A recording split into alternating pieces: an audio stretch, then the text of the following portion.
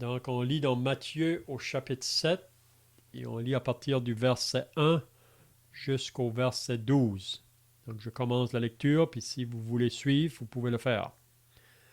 Matthieu 7 et le verset 1. Ne jugez point afin que vous ne soyez point jugés. Car on vous jugera du jugement dont vous jugez, et l'on vous mesurera avec la mesure dont vous mesurez.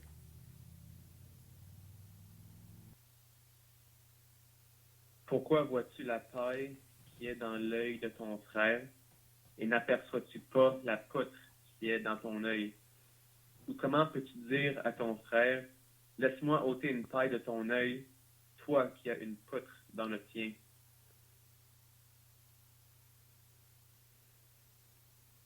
Hypocrite, ôte premièrement la poutre de ton œil, et alors tu verras comment ôter la paille de l'œil de ton frère.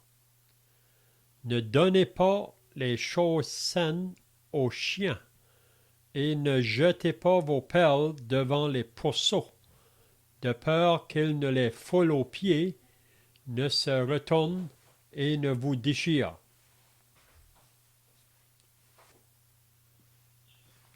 Demandez et l'on vous donnera, cherchez et vous trouverez, frappez et l'on vous ouvrira.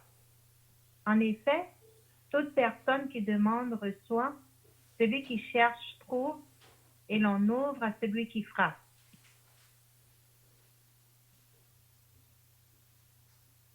Lequel de vous donnera une pierre à son fils s'il lui demande du pain? Ou s'il demande un poisson, lui donnera-t-il un serpent?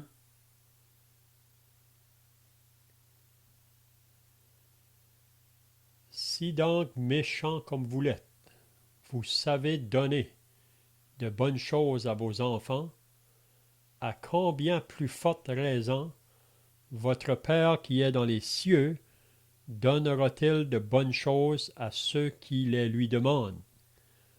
Tout ce que vous voulez que les hommes fassent pour vous, faites-le de même pour eux, car c'est la loi et les prophètes. Amen.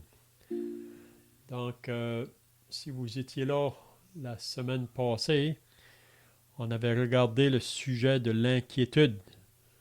Donc, à la fin du chapitre 6 de l'évangile de Matthieu, c'est Jésus, en parlant à ses disciples, il leur disait de ne pas s'inquiéter. Donc, si vous vous rappelez, la semaine passée, on a regardé plusieurs passages dans la parole qui nous parlent de l'inquiétude.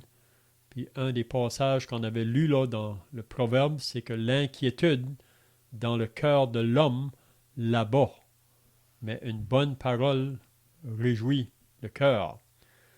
Donc on avait dit que l'inquiétude, c'est une forme d'incrédulité vraiment. C'est un manque de foi. Donc le Seigneur Jésus disait à ses disciples de ne pas avoir à s'inquiéter de ce qu'ils auraient à manger ou de ce qu'ils auraient pour se vêtir.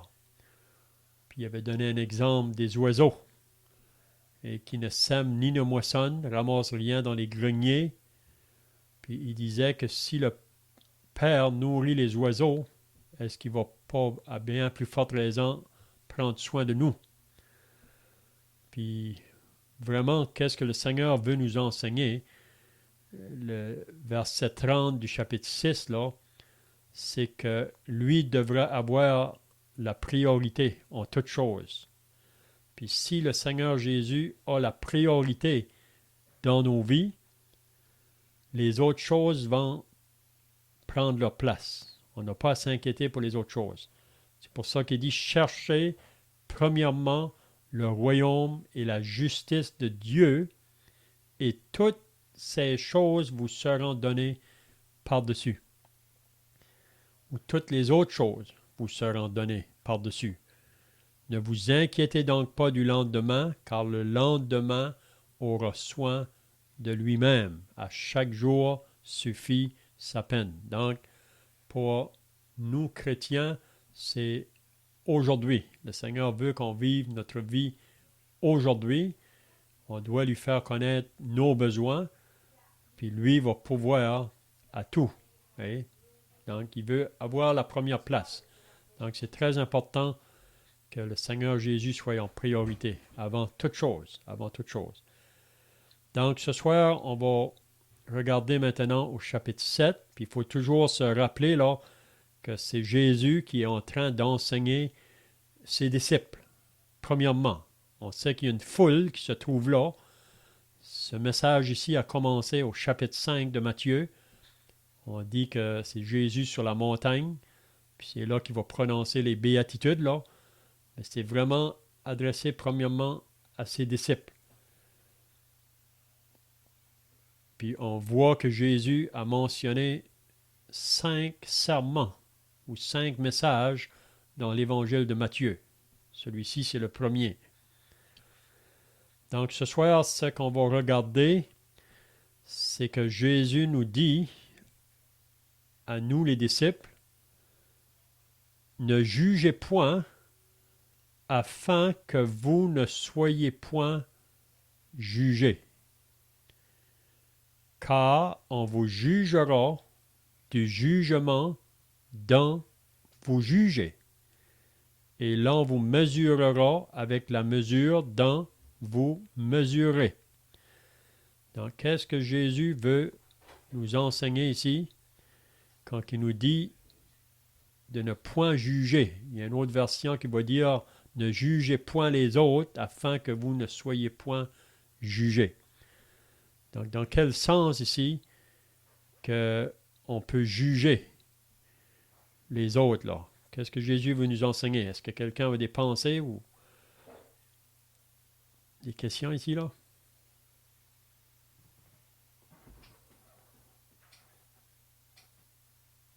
Tu veux savoir de quelle manière on doit juger ou ne doit pas juger?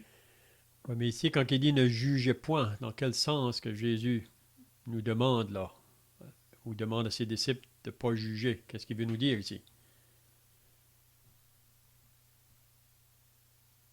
Mais moi, souvent, quand je lis ce verset-là, je pense à Romains chapitre 14, qui parle un peu des choses sans conséquences, comme la nourriture, puis certaines personnes, dans ce temps-là, ne mangeaient pas certaine nourriture. Ils étaient un petit peu, comment je pourrais dire, j'oublie le mot, mais souvent, je pense à ce passage-là qu'on ne doit pas juger nos frères et sœurs pour X raisons, vraiment parce que chacun va devoir rendre compte à Dieu de soi-même. Là. Donc, on est tous...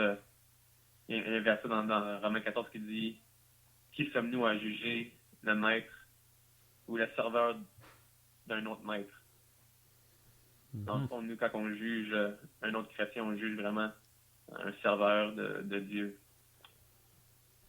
C'est ça. Romains 14, vraiment, c'est notre attitude envers nos frères. Puis comme tu viens de dire, ces questions-là de ceux qui disaient que moi, je ne peux pas manger de certaines viandes parce que ces viandes-là avaient été sacrifiées à des idoles, puis ensuite on le vendait sur le marché. Mais il y a des chrétiens qui se trouvaient là dans l'Assemblée de Rome que pour eux, ça ne leur faisait rien d'en manger. Ils ne voyaient rien d'en manger, mais d'autres ne voulaient pas en manger parce que leur conscience était dérangée parce que ça avait été sacrifié aux idoles. Puis aussi, le premier verset du chapitre 14, là, c'est d'accueillir ceux qui sont faibles et ne pas discuter sur les opinions. Donc, Romains 14 nous parle vraiment du fort et du faible, mais l'idée de celui qui est fort, c'est celui qui a la connaissance, c'est celui qui a... Puis c'est la raison pourquoi il a pu être libéré de beaucoup de ces choses-là, là, fais pas ci ou fais pas ça. Mais pour le faible, lui, c'est en cause qu'il manque toujours de connaissance. Puis c'est là que l'amour va être au-dessus, là. Donc le frère fort, si on peut dire, on sait que quand Paul écrit cette lettre aux Romains, il reprend les deux, vraiment le fort ou le faible, là, parce que un juge l'autre, puis l'autre méprise l'autre. Donc, c'était pas mieux un que l'autre. Mais le fort est toujours plus responsable parce qu'il a la connaissance. Puis aussi, si on marche avec l'amour, on va être prêt à se priver, même si c'est des choses qui sont légitimes ou des choses que pour moi, il n'y a pas de problème de le faire. Mais si je sais que cette chose-là va être une occasion de chute pour mon frère, ou ça peut l'éloigner, donc je devrais m'en abstenir. C'est ça que Paul nous fait comprendre. Donc Romains 14, vraiment, qu'est-ce qu'on apprend là? C'est qu'un jour, parce qu'il nous parle du tribunal de Christ, là, un jour, chaque chrétien va avoir à rendre compte à Dieu la manière qu'on aura agi envers nos frères et sœurs ou l'attitude qu'on aura eue envers eux autres. Hein? Donc, c'est très important avant de parler ou agir quand on est avec des frères et sœurs, de toujours faire attention de ne pas blesser ou être une occasion de chute. Mais c'est comme je viens de dire, c'est toujours l'amour qui va être au-dessus de ça. Mais la pensée d'ici, quand il dit ne jugez point afin que vous ne soyez point jugés, parce que si on s'arrête là, puis on regarde le monde autour de nous, vous savez, le monde qui est sous la puissance du mal, puis même chacun de nous, avant d'être sauvé ou avant d'être né de nouveau, c'est vraiment dans la nature de l'homme pécheur de porter un jugement sur son prochain ou sur les autres. Hein? Puis vous savez que on peut juger d'une manière que ça apporte un certain outrage sur l'autre. Et on le juge par des choses qu'il fait, mais c'est dans le but là d'apporter un outrage sur lui ou essayer de briser sa réputation. On peut faire ça de cette manière-là. Hein? Donc, on peut voir que dans le monde, c'est naturel à l'homme, on dirait. On est toujours en train de pointer l'autre. Puis peut-être vous avez déjà entendu ça, mais quand on pointe un autre du doigt, il y a 3 doigts qui pointent vers nous. Donc c'est ça que le Seigneur veut nous faire comprendre. Ne jugez point afin que vous ne soyez point jugés. Donc c'est l'idée ici, c'est de juger l'autre dans le but là, de lui faire du mal. Ou aussi dans le but de penser que nous, on est peut-être meilleurs. Hein? On a un exemple de ça. Dans Luc au chapitre 18, si vous vous rappelez concernant le pharisien et le publicain, qu'ils sont arrivés au temple, là, puis vous savez que le pharisien avait aucune affaire avec le publicain. Probablement quand ils sont allés au temple, ils ne marchaient pas du même côté du chemin. Parce que parfois, on dit que quand le pharisien marchait sur le chemin, puis si un publicain venait à sa rencontre, il allait changer de bord du chemin pour ne pas avoir contact avec lui.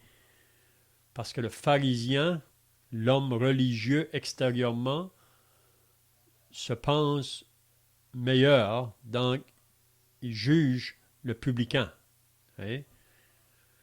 Puis si vous lisez dans Luc 18, quand que le pharisien avance en avant, là, puis il fait une belle prière, extérieurement, ça paraît très bien, sa prière, mais si vous remarquez, c'est un homme qui est beaucoup occupé avec lui-même, avec moi. Hein? Puis même qui va dire, je ne suis pas comme le reste des hommes, puis là, il dit toutes les choses qu'il fait, puis même qui nous dit, je ne suis même pas comme ce publicain qui est en arrière de moi. Donc, le pharisien portait un jugement sur le publicain. Hein? On a un autre exemple, si vous vous rappelez, dans Jean chapitre 8, quand que Jésus était au temple à Jérusalem, puis les chefs religieux ont apporté une femme qui a été surprise en flagrant délit d'adultère. Donc ces personnes-là sont venues à Jésus, puis on lit là que c'était dans le but là, de le prendre au piège, parce qu'ils essayaient toujours de trouver des faussetés ou des accusations sur Jésus. Donc, ça nous dit qu'ils ont dit à Jésus, Moïse nous a prescrit dans la loi de lapider une telle femme. C'est vrai que sous la loi, la femme qui commettait l'adultère, elle devait être lapidée. Mais là, dans le temps de la grâce, quand on dit à Jésus, qu'est-ce que toi tu dis? Puis vous vous rappelez qu'est-ce que Jésus a dit?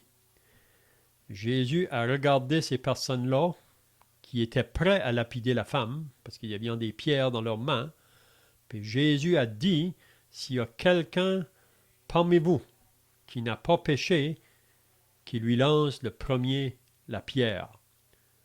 Puis ça nous dit que tous, du plus petit au plus grand, ils ont été frappés dans leur conscience. Ça veut dire qu'ils ont réalisé, j'ai péché, j'ai péché.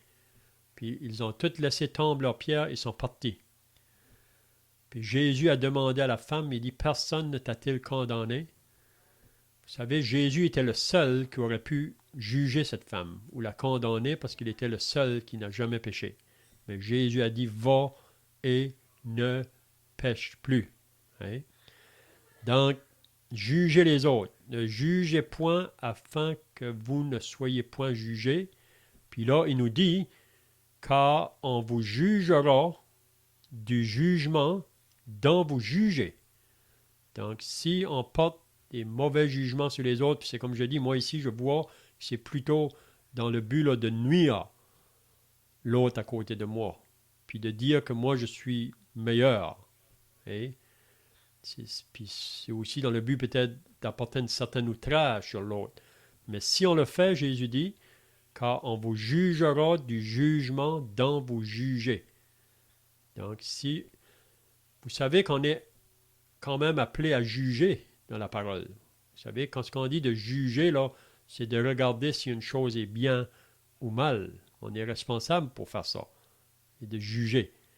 Mais ici, vraiment, c'est de juger ou dans le but de nuire l'autre ou essayer de briser sa réputation. C'est ça qui n'est pas bien. Parce que Jésus dit, on vous jugera du jugement dont vous jugez. Et l'on vous mesurera avec la mesure dont vous mesurez. Donc, qu'est-ce qu'il veut dire ici quand il dit ça là? On vous mesurera avec la mesure dont vous mesurez, ou qu'on vous jugera de la manière que vous avez jugé. Qu'est-ce que Jésus veut nous dire ici?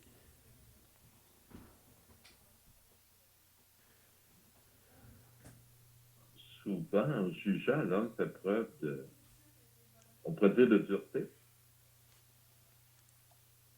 Dieu a dit aux pharisiens, allez et apprenez ce que ça veut dire, je prends plaisir à la grâce et non à... Donc, et à la miséricorde. Le Seigneur aime à faire grâce. C'est un homme, c'est un maître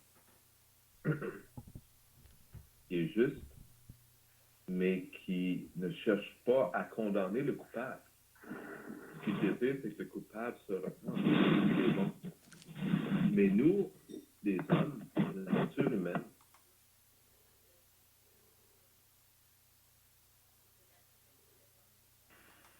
quand quelqu'un en faute, on dirait qu'on se réjouit de ce qu'on a surpris quelqu'un en faute et là on saute dessus sans lui donner de chance de se repentir lui-même et de se reprendre. Donc on fait preuve dans notre jugement de beaucoup de dureté et ça va se tourner contre nous parce qu'on va être mesuré selon ce qu'on a, avec la même mesure, avec le même poids. Et en fait, on sait que la loi accuse tous les hommes.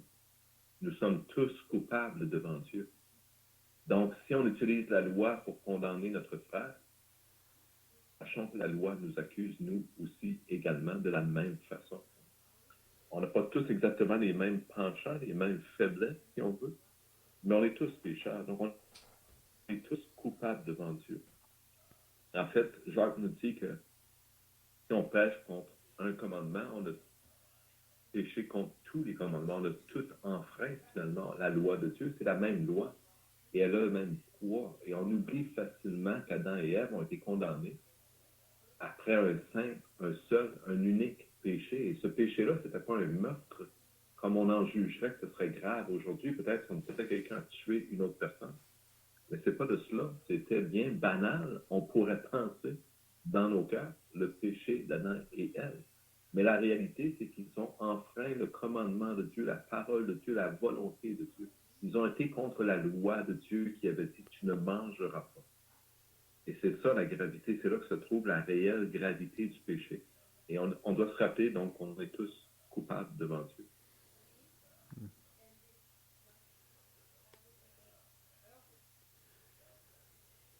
Donc, au verset 3 et 4, donc ici, vraiment, c'est pas qu'on n'est pas appelé à juger quelque chose en ce qui concerne le bien ou le mal. Vous savez, c'est possible de voir quelqu'un d'autre qui fait quelque chose qui est mal. On peut voir que c'est mal. Mais le point, c'est quand on utilise ça pour pouvoir faire du mal à la personne. Je pense que c'est ça la pensée là. Mais aussi, souvent, quand on est dur à juger les autres, souvent, on ne s'est pas examiné nous-mêmes. C'est ça que Jésus veut nous enseigner ici. Parce que si on s'aurait examiné nous-mêmes, on réaliserait que on manque tout, comme qui vient d'être dit. On branche tout de plusieurs manières. Donc, c'est pour ça que même dans l'Épître aux Galates, au chapitre 6, quand un frère est pris en faute, là, puis Paul dit que ceux qui devraient aller le reprendre, là, c'est quelqu'un qui devrait être spirituel. Vous qui êtes spirituel, reprenez-les avec douceur. Hein? Mais ici, qu'est-ce que Jésus nous dit au verset 3, là? Pourquoi vois-tu la paille qui est dans l'œil de ton frère? Donc, c'est la personne qui juge l'autre, qui voit quelque chose dans l'autre. Il dit si c'est une paille, peut-être un petit brin de paille. Tu vois ça et n'aperçois-tu pas la poutre qui est dans ton œil? Donc, pour moi, c'est là le point là. C'est de vouloir juger l'autre, mais moi, j'ai une poutre dans mon œil. Ça veut dire que je suis beaucoup pire que l'autre. C'est ça que Jésus voudrait dire ici là. Pourquoi vois-tu la paille qui est dans l'œil de ton frère et n'aperçois-tu pas la poutre qui est dans ton œil? Donc, vous savez, si on a une poutre dans l'œil, pour moi, ça serait très difficile de voir la paille dans l'œil d'un autre. Mais là, il nous dit, ou comment peux-tu dire à ton frère, laisse-moi ôter une paille de ton œil, toi qui as une poutre dans le tien. Donc, pour moi, c'est très clair ici, là. C'est qu'on juge un autre qui est beaucoup moins pire que moi-même. Et c'est ça que Jésus veut nous dire. Mais qu'est-ce qu'il dit au verset 5? C'est pas qu'on ne devrait pas parler à notre frère s'il y a quelque chose dans son œil, et s'il y a une faille ou quelque chose qui est mal. Mais avant de le faire, qu'est-ce que Jésus veut nous faire comprendre? Qu'il faut s'examiner nous-mêmes, parce que le danger est que moi j'ai une poutre qui est plus grave que l'autre qui a seulement une paille. Mais le verset 5 il va dire « Hypocrite, ôte premièrement la poutre de ton œil. » Donc, qu'est-ce qu'il veut nous dire ici? Avant de juger l'autre ou avant de vouloir reprendre ton frère, il dit premièrement, tu devrais te sonder puis ôter la poutre de ton œil. Et alors, tu verras comment ôter la paille de l'œil de ton frère. Donc, pour moi, c'est très simple, l'enseignement que Jésus nous apporte ici. C'est que si on voit quelque chose dans un autre, puis comme j'ai dit tout à l'heure, naturellement, là, on est porté à juger ou porter un jugement très vite. Mais le Seigneur veut nous apprendre ici, à nous, disciples, qu'on devrait, avant d'aller reprendre un autre ou porter un jugement, de nous sonder pour voir si que mon œil est propre moi-même, puis si vraiment ma condition est bien, donc quand je vais aller pour reprendre l'autre, je vais le faire dans un état là, de grâce, si on peut dire, de douceur. Hein? C'est ça qu'on voit. Donc, je ne sais pas si vous avez d'autres pensées là.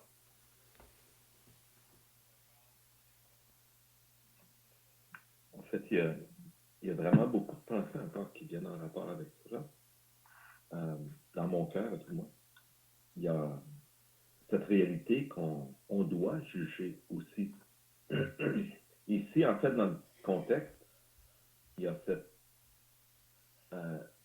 ce verset 3 qui nous dit que pourquoi vois-tu la paille? Donc, il n'est pas question tellement de choses qu'on ne voit pas. Parfois, on peut soupçonner le mal chez quelqu'un.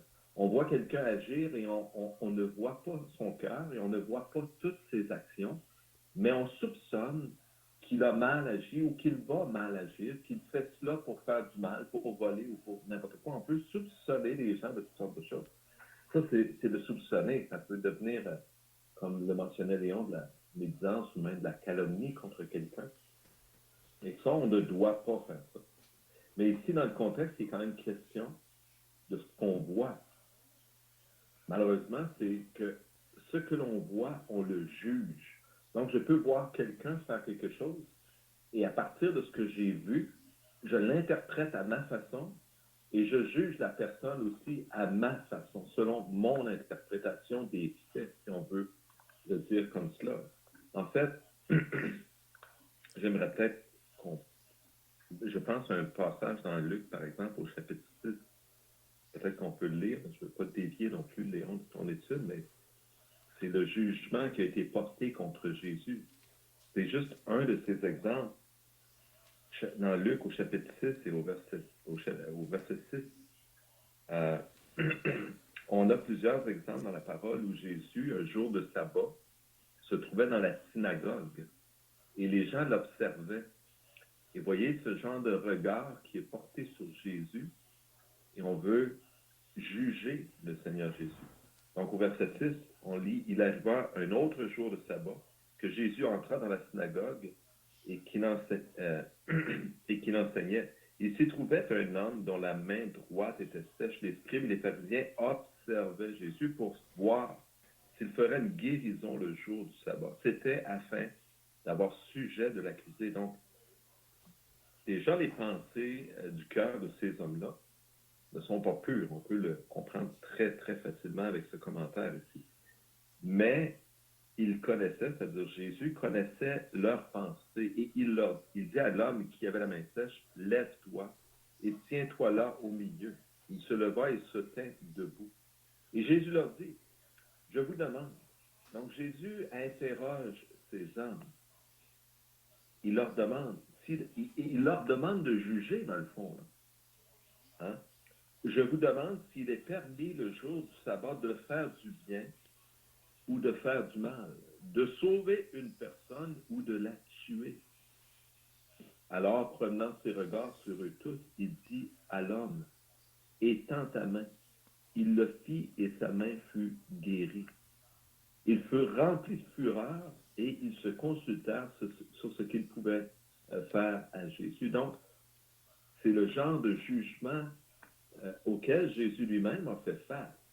Et c'est le genre de jugement qu'on peut porter face à notre frère, que l'on voit faire une chose ou une autre qui n'est pas nécessairement interdite par Dieu, mais dans notre esprit, pour différentes raisons, nous ne ferions pas cela. Nous ferions autrement, ou qu'importe. Donc, c'est vraiment les dispositions de notre cœur qui sont exposées par cette réalité, et on peut ne pas tolérer certaines choses, alors que dans notre propre vie, on tolère tout plein d'autres choses qui sont comme cette poutre. Donc, les petites choses qui nous agacent, que nous ne voulons pas tolérer, elles sont comme la paille dans l'œil de notre frère.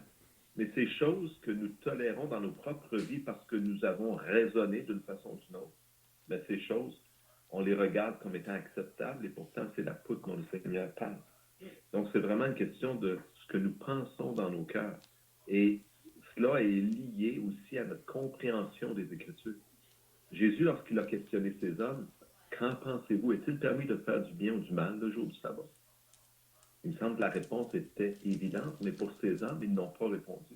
On voit ailleurs, dans d'autres textes, avec une dame que le Seigneur a guérie, dans un jour de sabbat encore, Jésus disait, ne fallait-il pas délier cette femme? Qui d'entre vous ne libérerait pas sa chèvre ou son bœuf s'il tombait dans un trou, etc., le jour du sabbat? Donc, ce que les hommes faisaient pour les animaux, ils étaient pas prêts à le faire pour des gens, pour des humains. pour des personnes créées selon l'image de Dieu. Et Jésus mettait en évidence leur faux raisonnement, leur mauvaise compréhension de la pensée de Dieu. Et ça l'endurcit beaucoup le cœur de l'homme. Je ne veux pas être trop long, je vais arrêter ici juste. Peut-être en fait, à toi de décider, Léon, là, mais on pourrait regarder comment Jésus parle aux scribes et aux pharisiens au chapitre 23 de Matthieu. Hein, quand il leur parle « malheur à vous », etc., puis le scribes et pharisiens hypocrites. Et c'est le même mot hypocrite là, qui est mentionné ici. Là. Jésus dit « vous êtes des hypocrites ». Donc, il y a cette hypocrisie dans le cœur de l'homme. Mais il dit, ôte premièrement la poudre de ton œil, hein, hypocrite. Donc, il y a ce refus, parce que c'était vraiment ça, quand Jésus parlait aux gens, est-il permis de faire le bien ou le mal? Regardez le refus de raisonner et de comprendre les choses, de s'arrêter, le refus de remettre en question notre propre perception, notre propre compréhension. Et on définit ainsi que c'est notre compréhension, notre vision de la parole de Dieu qui est la vérité et non pas la parole de Dieu elle-même. Donc, ça va très loin. Et on ira dans Matthieu 23, si tu veux, Léon. Je peux juste rajouter qu'il y a d'autres textes qui nous disent qu'on doit juger aussi. On ne doit pas tolérer le péché. Ce n'est pas de cela dont parle Jésus, mais je ne rentre pas plus loin pour le moment là-dedans. Je te laisse ça, Léon. Mm-hmm. Donc, c'est comme que on disait au début, comme tu viens de dire, il y a des places dans la parole de Dieu qui est bien claire où qu'on est appelé à juger. Mais même ici, qu'est-ce que Jésus nous enseigne là? Ce n'est pas qu'il nous dit qu'on ne doit pas juger. Mais ici, c'est l'idée que le jugement n'est pas bien fait. Parce que celui qui porte le jugement sur l'autre, son état est pire. Donc, le point qu'il apporte, avant de porter un jugement ou juger un autre, tu devrais, premièrement, régler ta poutre qui est dans ton œil, si on peut dire. Puis là, ensuite, tu peux aller. Hein? On sait qu'il y a beaucoup de passages qu'on pourrait regarder là, concernant la question de juger. Même si on va dans 1 Corinthiens 5, peut-être on va juste toucher ça, là, qu'il y a un jugement qui doit être porté s'il y a un péché commis dans l'Assemblée. C'est le sujet de la discipline, si on veut dire. Donc, c'est pas qu'il faut avoir nos yeux fermés sur le mal. Mais même encore là, quand que ça se fait, il faut que ça soit fait toujours avec la grâce de Dieu. Puis c'est toujours dans le but, si quelqu'un doit être mis sous la discipline de l'Assemblée ou même mis en dehors à cause d'un péché qu'il a commis, c'est toujours dans le but que la personne soit repentante, puis qu'elle soit de nouveau restaurée de nouveau à la communion de l'Assemblée. Oui? Mais naturellement, on peut tous se regarder, puis on peut encore faire ça même après qu'on est sauvé, de juger quand on ne s'est pas examiné nous-mêmes. Donc c'est ça, je vois ici que l'enseignement que Jésus veut nous donner là.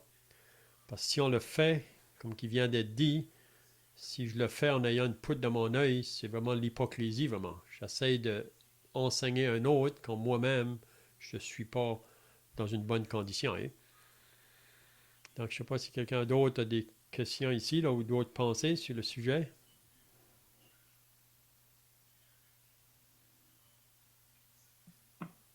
Juste souligner l'idée, hein, c'est pas vraiment la pensée, ah bien, juge-moi pas. Je fais ce que je veux, juge-moi pas. C'est vraiment pas la pensée. Donc, le commandement de Dieu est clair. Dieu nous demande la pureté. On doit marcher dans la pureté, mais on ne doit pas chercher à couper le cou de notre frère. On doit, au contraire, ensemble, s'encourager et s'entraider à marcher dans cette pureté. Parce que les luttes que nous avons, tous les frères et les sœurs les ont, nous sommes tous pécheurs. Donc, un peut tomber, un autre peut tomber, je peux tomber, et ensemble, on se relève, et ce que le Seigneur veut, c'est qu'on marche ensemble. C'est pas l'idée de « regarde pas mon péché, je ne regarderai pas le tien ». C'est pas du tout ça l'idée. Dieu ne tolère pas le péché, mais Dieu aime le pécheur, et on doit agir avec cette pensée avec ce cœur d'amour lorsqu'on reprend un frère ou une sœur.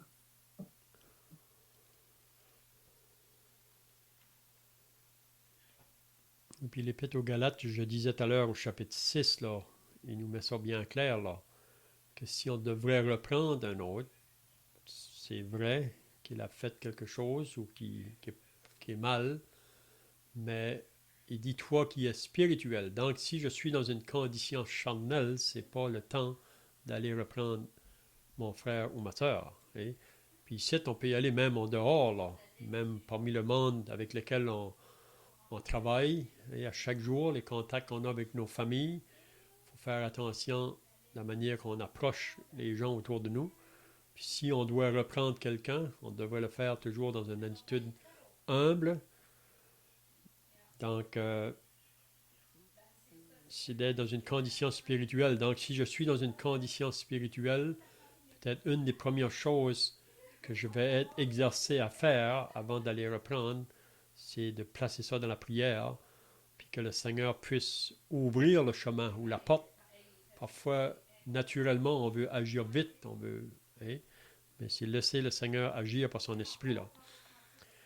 OK, donc on peut peut-être passer au verset 6 maintenant.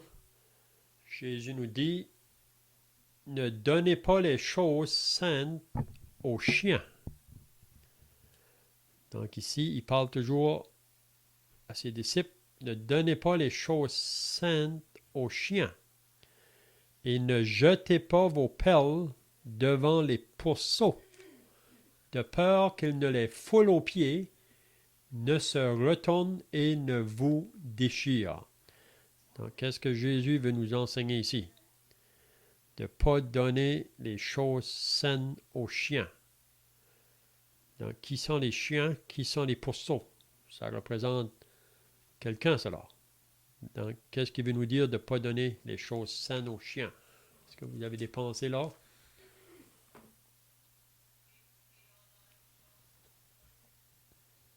Peut-être, si je donne un exemple, ça va être un peu à illustrer. Quand on rend témoignage de Jésus dans notre entourage, ça peut être au travail, ça peut être sur la rue, ça peut être dans toutes sortes de circonstances, et que les gens se moquent, que les gens se rient, que les gens nous menacent, le Seigneur ne nous dit pas de continuer à rendre témoignage et de persister à rendre témoignage et de s'exposer à l'ignominie. C'est dans ce contexte-là, je pense qu'il nous dit de ne pas donner les perles aux pourceaux. Donc, ces gens ne se comportent pas de la manière dont ils le devraient. Ils n'ont pas le respect, la dignité qui doit être associée à la parole de Dieu. Personne l'a parfaitement, mais quand c'est poussé à l'extrême, il ne faut pas oublier que les pourceaux, en passant, ce sont des animaux impurs aux yeux des Juifs. Jésus s'adresse à un public juif, si on veut. Donc, quand il parle des chiens et des pourceaux, ce sont tous les deux des animaux impurs. Et ça peut se retourner contre nous. Donc, c'est la pensée, je pense, qui est colportée là. On n'est pas appelé à reprendre tout le monde, surtout. Il y a des gens qui parlent très mal, vous savez, on pourrait les reprendre à tous les deux mots lorsqu'ils parlent. On peut faire un effort avec gentillesse, essayer de leur signaler de faire un effort, d'être plus respectueux dans leur langage, et que ces gens-là peuvent très bien se rire de vous. Et si un jour Dieu touche leur cœur, leur langage changera avec le cœur qui aura été changé par le Seigneur lui-même. Mais nous, on n'a pas insisté à accabler ces gens-là avec ce qui est vrai. Ces gens-là, il faut bien se comprendre, ils parlent mal. Je donne un exemple, du parler, ça peut être beaucoup de choses. Et ce qu'on dit est vrai, mais il faut éviter de trop pousser aussi, je peux dire.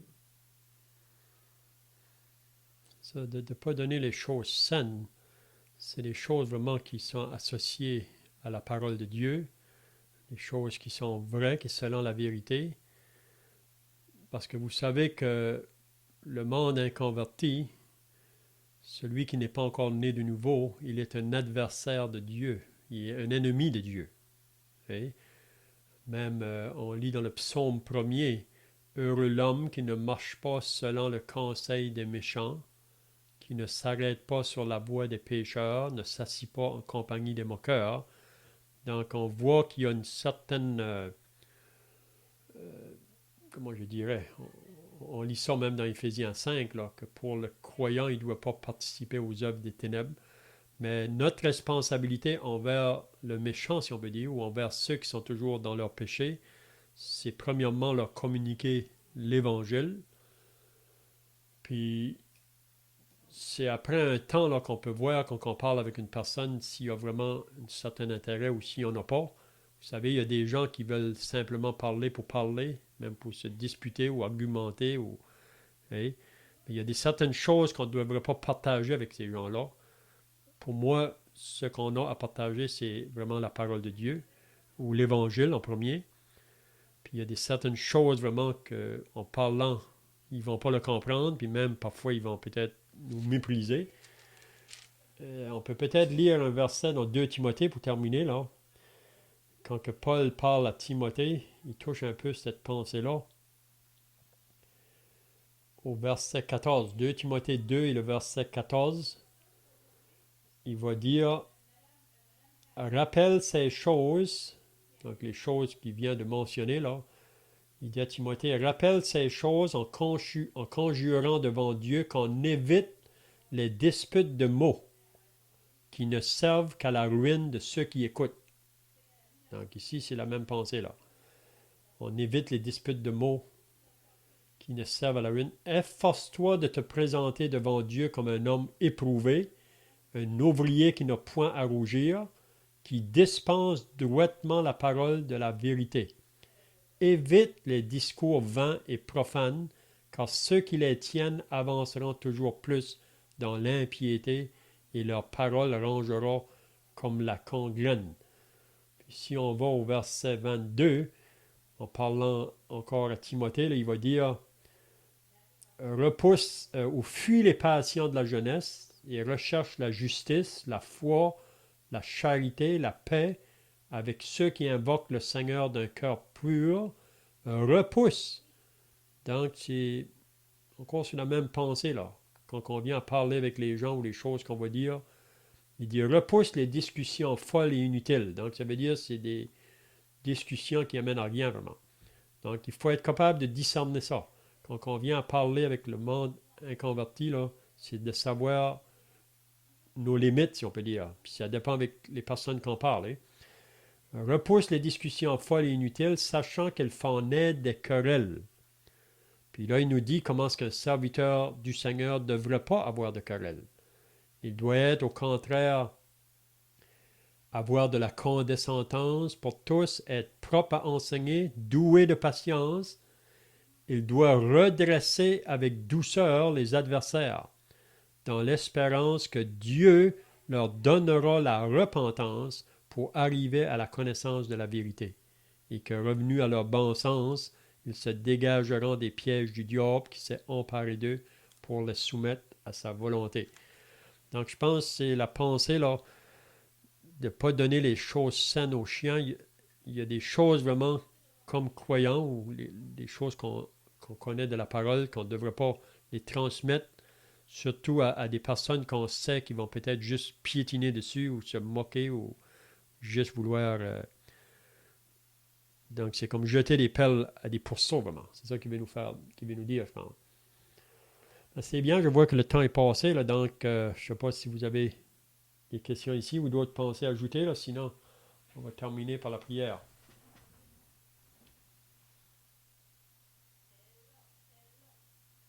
Donc, on va terminer par la prière. Si mon frère veut terminer par la prière. Prions. Ô Seigneur notre Dieu, quelle chose effrayante lorsque nous le réfléchissons. Père, nous venons d'être confrontés par ta parole aujourd'hui à cette réalité que nous ne voyons pas toujours bien les choses, que nous sommes portés à condamner notre frère avec sa paille et à ne pas voir la poutre qui est dans notre œil. Cette pensée, Seigneur, est effrayante pour nous. Nous ne nous voyons pas, Seigneur, comme nous le devrions. Et toi, Seigneur, comment nous vois-tu? Ô notre Dieu, comment pourrions-nous savoir comment tu nous vois si nous ne portons attention au message que toi, tu nous envoies? Et ton message, Seigneur, est limpide, il est clair. Tu nous dis toi-même, tous ont péché et sont privés de la présence glorieuse de Dieu. Ô Père éternel, que ces pensées demeurent en nos cœurs, nous t'en prions, parce que nous ne sommes pas différents de ces hommes à qui Jésus s'adressait. Ces paroles, elles sont aussi pour nous de les mettre en pratique dans notre vie. Aide-nous à faire cela, Seigneur, à nous souvenir de ta parole, à retenir notre langue, à contrôler nos pensées, à te demander pardon, à marcher, Seigneur, fidèlement avec toi, dans la simplicité de cœur et avec joie. Ô Père, nous te bénissons, parce que malgré notre incapacité à vivre cette vie parfaite comme le Seigneur Jésus, nous pouvons avoir cette confiance que tu nous as sauvés, que tu nous aimes, que tu ne nous abandonnes pas. Et Seigneur, que tu nous appelles à marcher dans cette vie de sainteté ici-bas, avec toi. Béni sois-tu, Père. Amen. Amen.